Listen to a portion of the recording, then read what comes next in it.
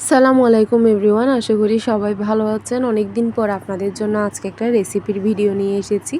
তো এটা হচ্ছে মুরগির সাদা বিরিয়ানি, যে আপনারা জানি না এটাকে কি নামে বলেন। আমি হচ্ছে এটাকে মুরগির সাদা বিরিয়ানি বলি, কারণ হচ্ছে এটা কোনো রকম হলুদ ছাড়া রান্না করা হয় এবং খেতে খুবই মজার। লাল মরিচও খুব কম ব্যবহার করা হয়, কাঁচামরিচ দিয়ে মেনলি রান্নাটা করা হয়। তো লাল মরিচটা হচ্ছে আমি চিকেন ম্যারিনেটের সময় অল্প একটু ব্যবহার করেছি। এরপর ওখানে জিরার গুঁড়া এবং লবণ দিয়ে খুব ভালো মতো মাখিয়ে নিয়েছি। আর অত বেশি মশলা দিই না, একটু টমেটো পেস্ট দিয়েছিলাম। সরি, আসলে ম্যারিনেটের ভিডিওটা স্কিপ হয়ে গিয়েছে। তো এটা জাস্ট ম্যারিনেট করে কিছুক্ষণ রেস্টে রেখে এরপর ফ্রাই করে নিয়েছি। এখন চলে আসছি আমি বিরিয়ানি রান্নায়। বিরিয়ানিটা আমি সম্পূর্ণই রাইস কুকারে রান্না করেছি। আপনারা রাইস কুকারে এভাবে খুব ইজিলি বিরিয়ানি রান্না করতে পারেন। রাইস কুকারে বিরিয়ানি রান্না করলে দেখা যায় পুড়েও যায় না বা হচ্ছে খুব প্যাঁচালো হয়ে যায় না, মানে পারফেক্টলি হয়। তো আমি এর জন্য রাইস কুকারে বিরিয়ানি রান্না করি যখন হচ্ছে আমি খুব কম পরিমাণে বিরিয়ানি রান্না করি। 1 কেজি পর্যন্তও খুব সুন্দরভাবে রান্না করা যায়। তো এখানে হচ্ছে আমি পেঁয়াজ বাটা, রসুন বাটা এবং জিরার গুঁড়া, গরম মশলার গুঁড়া এবং একটু বিরিয়ানি মশলা দিয়ে নিয়েছি। বিরিয়ানি মশলা খুব অল্প দিয়েছি। এরপর এখানের মধ্যে হচ্ছে আমি একটা মেজবানি মাংসের যে মশলাটা থাকে ওখান থেকে অল্প দিয়ে নিয়েছি এবং কাঁচামরিচ দিয়ে খুব ভালোভাবে এটা কষিয়ে এখন হচ্ছে যে চিকেনগুলো আমি ভেজে রেখেছিলাম সেগুলো এবং আলুগুলো দিয়ে নিয়েছি। আমি চিকেনের সাথে আলুটাও ভেজে নিয়েছিলাম। এখন একটু টমেটো কেচাপ দিয়ে নিচ্ছি। দিয়ে এগুলো খুব ভালোভাবে কষিয়ে নিতে হবে এবং কষিয়ে রান্না করলে রান্নাটা খুব মজা হয়। যত বেশি কষাবেন আপনার রান্নাটা তত বেশি ভালো হবে। আচ্ছা, এখানে আমি এলাচ ব্যবহার করেছি এবং গরম মশলার গুঁড়া ব্যবহার করেছি। আস্ত গরম মশলা আমি ব্যবহার করি না, কারণ হচ্ছে এগুলো মুখে পড়লে ভালো লাগে না। তো ওগুলো আমি ব্লেন্ডারে ব্লেন্ড করে এরপর হচ্ছে ব্যবহার করি।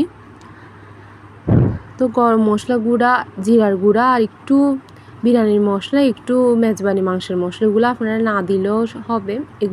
এই মশলাগুলাই শুধুমাত্র আমি ব্যবহার করেছি, আর অন্য কোনো মশলা ব্যবহার করিনি। তো এখানে দেখতে পাচ্ছেন প্রচুর কাঁচামরিচ দিয়েছি। কাঁচামরিচ দিয়ে ডলে ভাতটা খেতে আসলে খুবই ভালো লাগে। তো ভালো মতো ভাতটা ভেজে নিচ্ছিলাম, একদম খুব নাড়িয়ে নাড়িয়ে সুন্দরভাবে ভাতটা ভেজে নিতে হবে। এতে করে আসলে বিরিয়ানিটা সুন্দর হবে, ঝরঝরা হবে।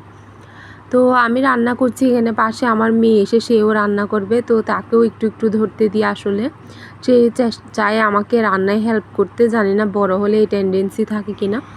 আচ্ছা, যাই হোক, এখন রান্নায় ফিরে আসি। আমি এখানে 2 পট পরিমাণে চাল নিয়েছি। এর জন্য 2 পটের দ্বিগুণ মানে 4 পট পানি দিয়েছি। মানে আপনারা এটা খুব ইজিলি মেজারমেন্ট করতে পারবেন। যে কাপে চাল মেপে দিবেন সেই কাপের পরিমাণে 2 কাপের জন্য 4 কাপ দিবেন, বা 4 কাপ যদি চাল দেন তাহলে 8 কাপ দিবেন। এভাবে দ্বিগুণ পরিমাণে পানি ব্যবহার করবেন। তো আমি ওটা পানি দিয়ে ঢাকনা দিয়ে ঢেকে রান্না হতে দিয়ে নিয়েছি এবং হচ্ছে এদিকে আমি পেঁয়াজ বেরেস্তা করে নিচ্ছি। পেঁয়াজ বেরেস্তার জন্য পেঁয়াজগুলো একটু মোটা করে কাটলে ভাজতে খুব ইজিলি হয়, সুন্দর হয়। তো এই জন্য হচ্ছে আমি এদিকে মোটা মোটা করে পেঁয়াজগুলো কেটে এগুলো পেঁয়াজ ভেজে নিচ্ছি। এই বিরিয়ানিটাতে আসলে পেঁয়াজ বেরেস্তা দিলে খুবই সুন্দর হয়। তো এখন হচ্ছে আমি বিরিয়ানিতে কিছু ধনেপাতা দিয়ে নিয়েছি। আসলে আমার ধনেপাতা খুবই ভালো লাগে, যেগুলো কিছুতে দেখা যায় একটা সুন্দর স্মেল আসে। আপনারা চাইলে স্কিপ করতে পারেন যদি আপনাদের ধনেপাতার ফ্লেভার ভালো না লাগে। আমার খুবই ভালো লাগে। তো বিরিয়ানিটা হচ্ছে একটু পরপর এভাবে নাড়িয়ে দিলে দেখা যায় খুব মানে সুন্দর হয়। তো এই জন্য একটু পরপর নাড়িয়ে দিচ্ছিলাম। এই যে আমার পেঁয়াজ বেরেস্তাটা হয়ে এসেছে। আমার ভাত যেহেতু খুবই কম, এজন্য হচ্ছে আমি এখানে খুব কম পরিমাণে করে নিয়েছে। আপনাদের ভাত যদি বেশি হয় আপনারা আরেকটু বাড়িয়ে দিবেন। পেঁয়াজ বেরেস্তাটা এই বিরিয়ানির সাথে খুব যায়। তো আমার বিরিয়ানি একদম রেডি। দেখতে পেয়েছেন আপনারা আমার বিরিয়ানির ফাইনাল লুকটা কেমন হয়েছে। দেখে বোঝা যাচ্ছে কতটা সুস্বাদু হয়েছে। আর বিরিয়ানির সাথে তো আমার অবশ্যই এই সালাদটা লাগবে। তো এখানে হচ্ছে শসা, টমেটো, পেঁয়াজ, কাঁচামরিচ এগুলো একদম কুচি কুচি করে কেটে নিয়েছি। ধনেপাতা দিয়েছি এবং সরিষার তেল দিয়ে এবং লবণ দিয়ে ভালো মতো মাখিয়ে নিচ্ছি। এত বেশি মজা হয়েছে সালাদটা, মানে বিরিয়ানির সাথে তো খুবই কমপ্লিমেন্ট করছিল।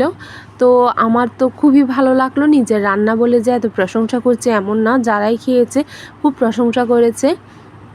তাই ভাবলাম আপনাদের সাথে শেয়ার করি। আসলে যে খাওয়াটা আমি খেয়ে আমার ভালো লাগে না, আমি কখনোই এটার রেসিপি আপলোড করি না বা এটা আমি কারোর সাথে শেয়ার করি না। কারণ আমার নিজের কাছে লজ্জা লাগে যে যে জিনিসটা আমারই ভালো লাগলো না, এটা আমি অন্যকে কী করে দেখাবো।